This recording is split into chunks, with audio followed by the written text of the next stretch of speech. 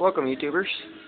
This is a how-to video on how to build a slightly tweaked Briggs & Stratton engine for a derby, or whatever application you might need a slightly tweaked engine for.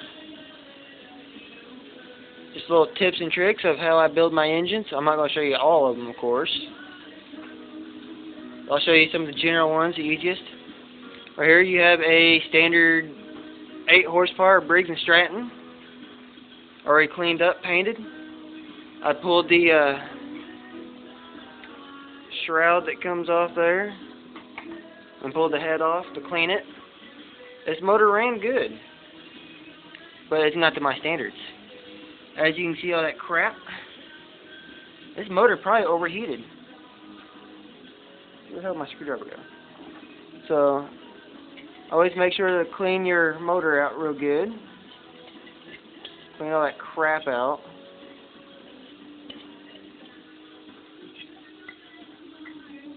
Get as much of that stuff out as possible. Helps keep it run cool. Do that and through the cooling fans all throughout, all around through there. And on the cylinder head, clean it out. I gotta do the cylinder head next.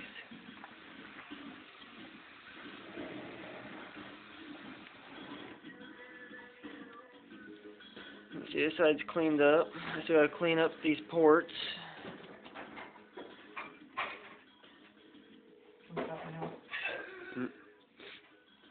And next thing I do, clean up everything here. Take a razor and I do a little port and polish around the valves around here. And on the cylinder head I do the same thing, clean it up. Using a razor blade, I gotta do this one next. And clean it up, clean all the crap off of it from the years of it actually being mowed.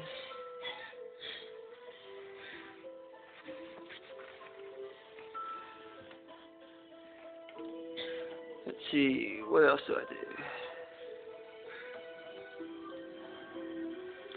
As you can tell, this is a stock 8 horsepower piston by this notch up here, bone stock. And on this engine here, this is my racing engine,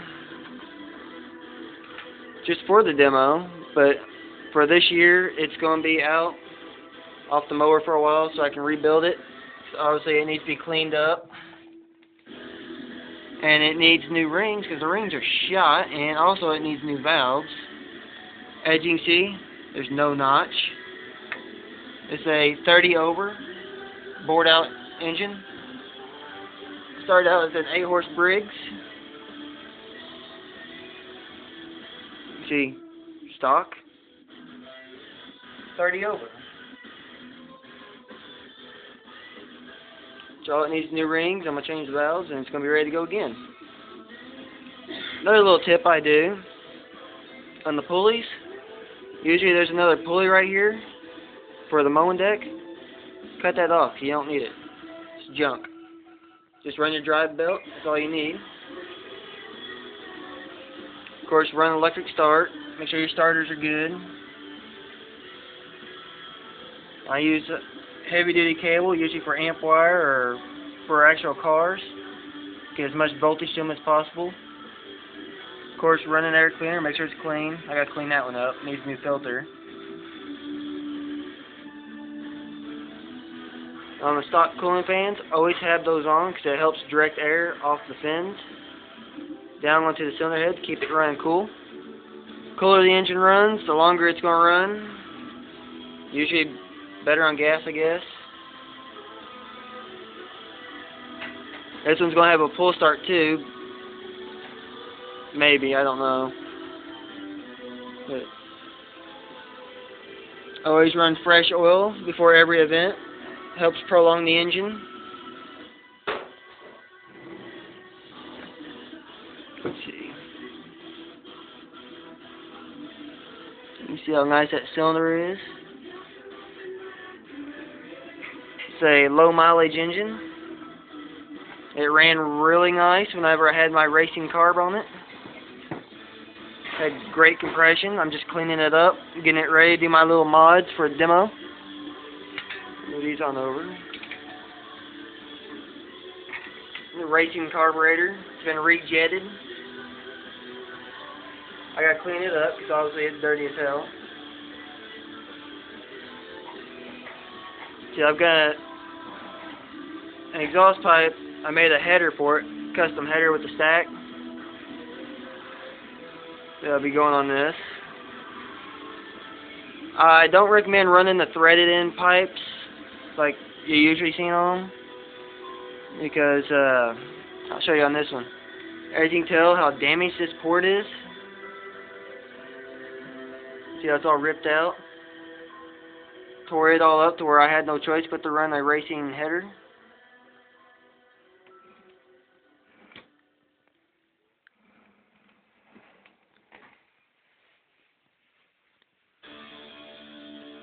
Let's see.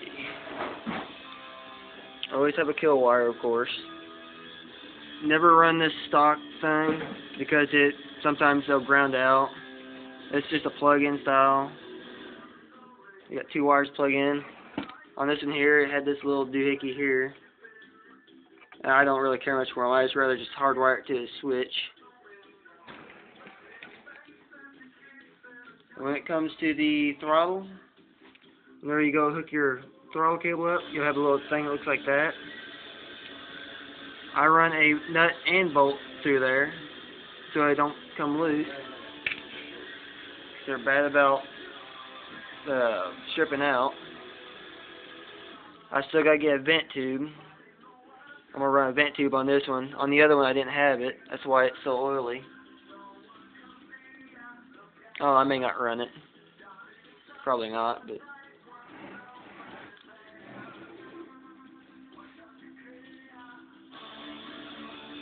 another trick, I believe I've already done this one, is pull this here off to where you can get to the flywheel. There's a little aluminum key that keeps the flywheel in time with the piston.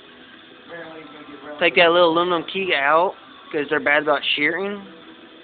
Toss it, get you a little piece of, take you an Allen wrench and cut a little piece off about yay big. Or take a nail and put it in it to where it's a steel timing pin, not the aluminum. That way it won't shear. Means it stays in time better. Of course, always make sure your gaps are right. I set my gap by eye, because I have my own specification.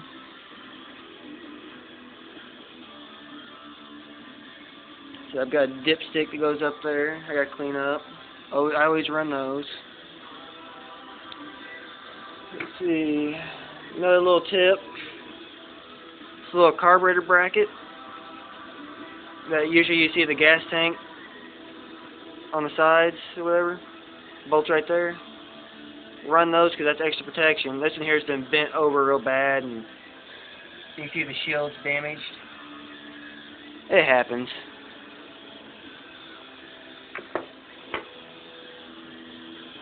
But just showing you a little trick, what I do to my engines to get them ready.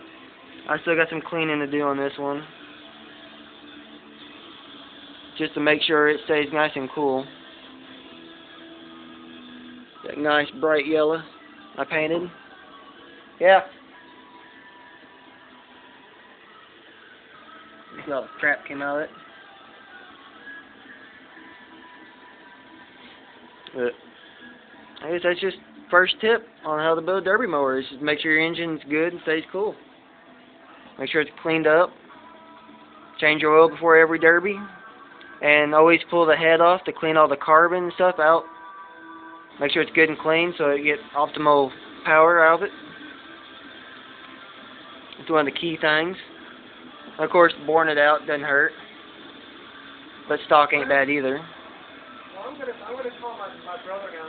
So that's the first tip on building an engine. And I'll probably have more coming on because I know it's a hot item right now. It's how to build a derby mower. So I'll have more on the update once I get this engine back together. I'll show you a few mods I do before I fire it up. I'll see you then. Later.